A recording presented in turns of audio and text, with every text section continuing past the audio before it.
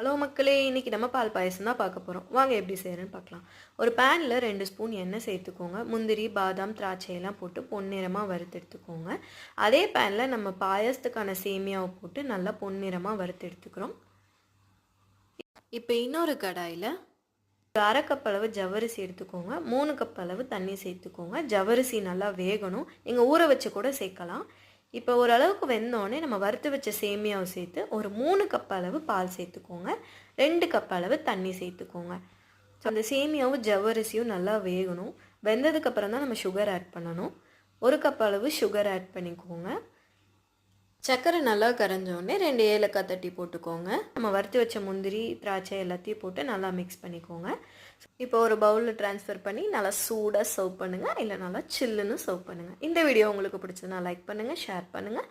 இது போல் குக்கிங் வீடியோஸ்க்கு நம்ம சேனலை சப்ஸ்கிரைப் பண்ணிக்கோங்க. பாய் பாய்.